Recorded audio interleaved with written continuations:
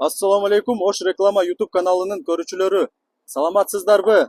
Бүгүнкү чыгарылышта биз Төлөкөн жергесиндеги, мындайча айтканда Төлөкөн айылындагы сатыла турган 5 бөлмөлүү жер үйдү сиздерге тартып көрсөтүп бермекчибиз. Андыктан жакшылап назар салып туруңуздар.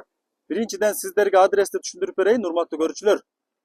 Бул жакта сиздер эгерде бул жак Фрунзенский тараптан келип атканыңыздарда өзүңүздөр көрүп атасыздар, бул жерде 3 кайчылаш жол турат. Ушул 3 кайчылаш жолдон сиздер оң тарапка бурула турган болсоңуздар, южный тарапка кетесиздер. Ал эми ушул эле кайчылаш жолдон сиздер сол тарапка бурула турган болсоңуздар, Төлөкөн айылына киресиздер. Андыктан сиздер Төлөкөн айылына кирип, эч жака бурулбай, ушул главный жол менен ичкериге 6-7 километр кире бересиздер. Сатыла турган 5 бөлмөлүү жер үй мына ушул тарапта. Кана анда эмесе кеттик. Бисмилла. Мына урматтуу көрүүчүлөр, мен жанагы көрсөткөн главный жол менен эч жака бурулбай, тууру ичкери жака карап 6-7 километр киргениңиздерде бул жакта 2 кайчылаш жол болот, урматтуу көрүүчүлөр. Сол тарапка бурулуп 100 метр кирсеңиздер, 124 маршруткасынын конечкасы жайгашкан. Ал эми сол жака бурулбай оң тарапка кире турган болсоңуздар, мына ушул тарапта сатыла турган 5 бөлмөлүү жер үй жайгашкан. Андыктан сиздер ушул кайчылаш жолдон оңго бурулуп, тууру ичкериге 300 метр өйдө жака карап чыксаңыздар, сатыла турган 5 бөлмөлүү жер үйгө барасыздар. Кана анда эмесе ушул жака бара берейли, ал жактан дагы көргөзүп түшүндүрүп беребиз. Кана анда эмесе кеттик, бисмилла. Мына урматтуу көрүүчүлөр, сатыла турган 5 бөлмөлүү жер үйгө дагы келип калдык. Өзүңүздөр бул жагын жолун көрүп атасыздар, знактар бүт бардыгы коюлган. Бул үйгө негизи 124-маршрутка менен келсеңиздер болот. Өзүңүздөр билесиздер, бул жактын погодасы, абасы бүт бардыгы өтө жакшы. Эс алуучу жайлар бар, өзүңүздөр билесиздер.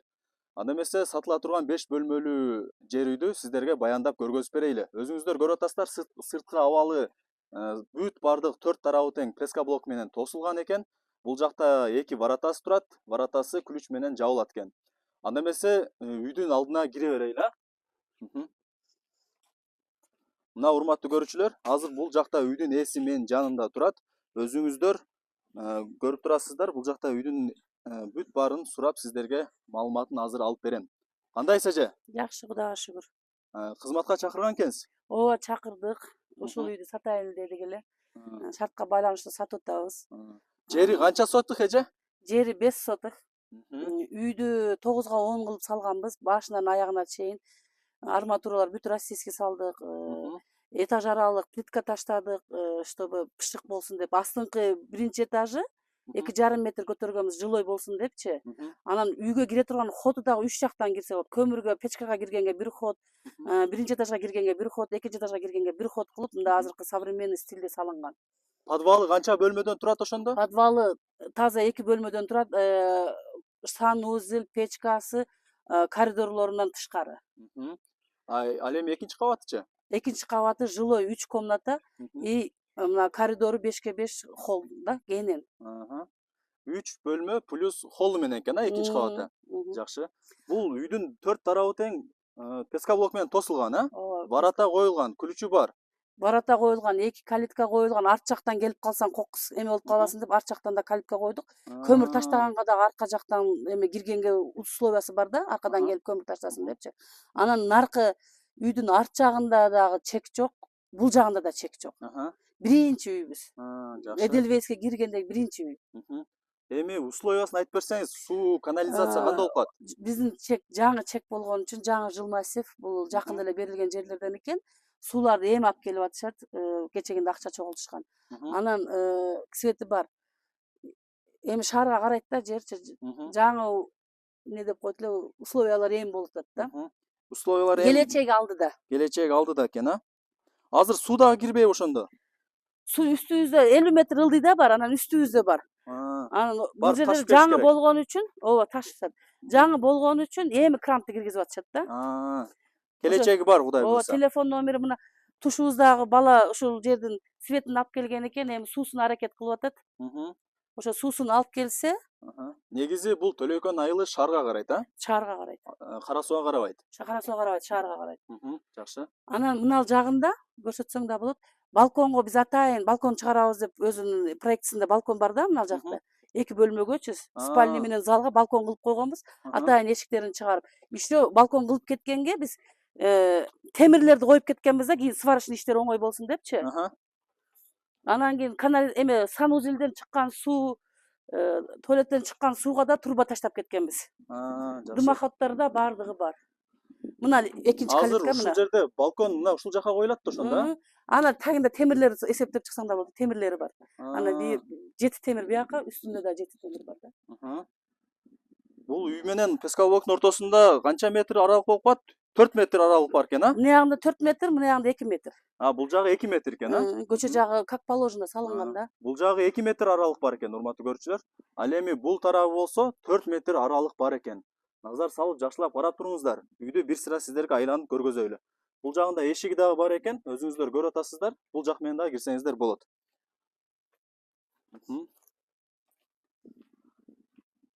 Дагы кандай маалымат бересиз, эже, үй тууралуу? Үй тууралуу мына бышыкы, баардыгы Бул үйгө азыр кайсы маршрут келет, ошондо бул 124-маршрутка уже мына эшиктин алдына чейин келип атат. Ушул жака чейин каттайбы 124? Адам болсо бул жака чейин кирет, болбосо кирбейт. Жакшы. Себеби баары келечекте кирет да, бул жак чоңоюп атпайбы? Шаарга канча мүнөттө, 10 мүнөттө жетип калат, а? 10 мүнөттө кирип барасың. Жакшы. Бул жакта Төлөкөн айылында эс алуучу жайлар дагы көп, а? Эс Мамакеев эс алуучу жайларына жакын, а бул жер? Ана ылдыйыбызда 300-400 метр жерде ана көрүнүп эле ак бура. Көрүнөбү мага? Ак бура көрүнөт, ооба. Ак бура турат, анан даңги оң жак үйдүн аркасында даңги да. Эс алуучу жер. Эс алуучу жайларга жакын, урматтуу көрүүчүлөр, ошонусуна дагы маани бериңиздер. Анда эмесе мен сиздерге сатыла турган 5 бөлмөлүү үйдү көргөзүп бердим, түшүндүрүп бердим. Эми үйдүн ээсине суроо берейин. Баасы канча экен, эже? $25,000 деп атабыз. 25 000. Баасы $25,000. Кеми барбы эми? Кеми бар, түшүп беребиз. Рубль болсо да боло берет, келишебиз. Сом болсо да боло берет. Эми обмен жолдору барбы? Балким шаардагы обмен жолдору барбы? Балким машинага же болбосо квартирага? Наличка. Только Россияга кетет акчасы. Только наличка экен, а? Жакшы. Дагы бир суроо берейин. Өзүн неге сатып атасыздар, эже, бул үйдү? Документтери негизи жайында элеби? Документтер бардыгы бар, жайында. Сиңдимдин атында, сиңдимдин үйү.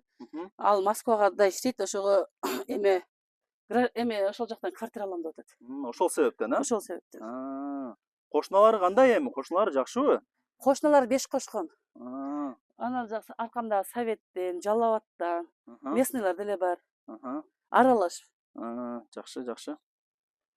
Мына урматтуу көрүүчүлөр, мен сиздерге сатыла турган 5 бөлмөлүү жер үйдү сиздерге тартып көргөзүп бердим, түшүндүрүп бердим. Өзүңүздөр билесиздер, Төлөкөн айылы бул өтө таза абада жайгашкан эң сонун айыл. Бул жакта эс алуучу жайлар, бүт бардык условиялары бар. Анын эң негизгиси маршрутка ушул көчө менен мына бул үйдүн алдынан өтөт экен. Андыктан мен бул жака үйдүн ээсинин номерин белгилеп коем. Эгерде үй сиздерге жаккан болсо, өзүңүздөр чалып сүйлөшөсүздөр, баалашасыздар, келип көрүп кетесиздер.